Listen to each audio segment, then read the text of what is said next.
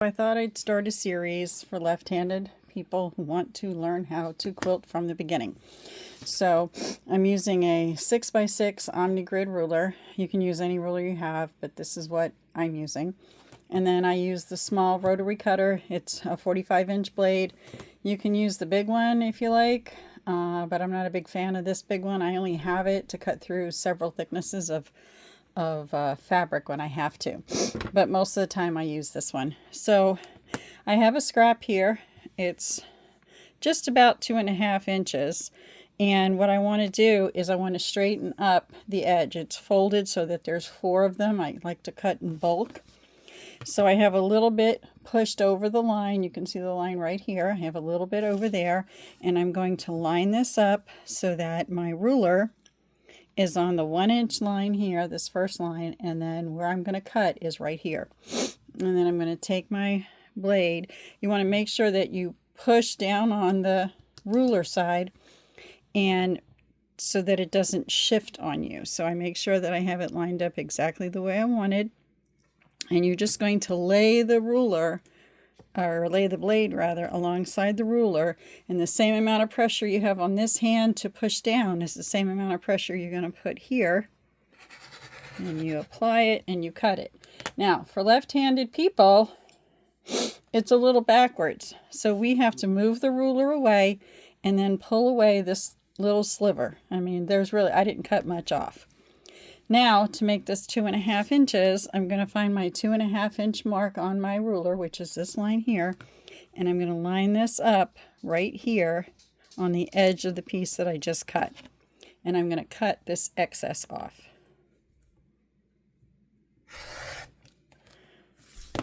And so here's my piece.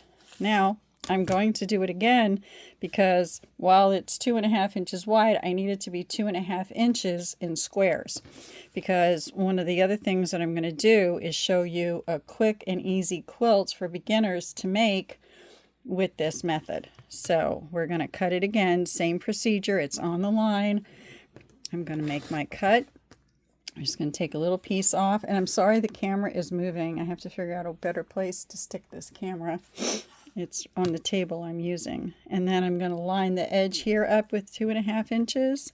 And I'm going to hold it. And I'm going to cut. And I'm going to do it again. Okay, so now what I have is 4 2.5 inch squares.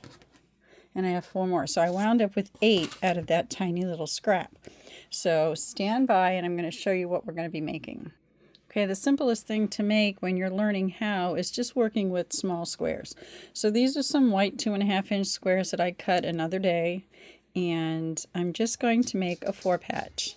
Now this is going to be a scrappy 4-patch, so it's not going to have the same colors in it, except for the white. All right, I have that one, and I'm going to pull one of these, and I'm going to put this here. So that's 1/4 of 1 block. So what I'm going to actually wind up doing is I have a lot more of this fabric to cut, not necessarily the purple, but I have scraps to cut, and I'm going to cut them all, and then I'm going to put them together like this. So eventually I'll wind up with 16 blocks in it. So I'll do this again over here, here, and here, but these pieces won't be the same.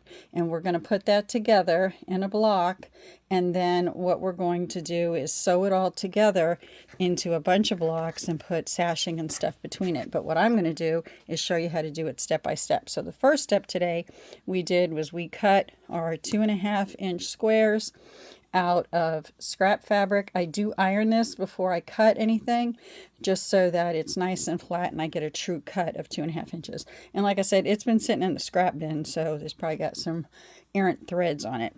But that's a start. You also want to do the same thing with a light colored or white piece here, so you can make the 4-patch. 4 patches consistently have a light and a dark. Where's my other piece here? And that's a 4-patch.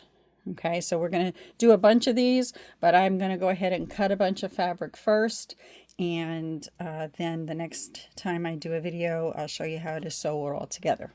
Hope this was helpful.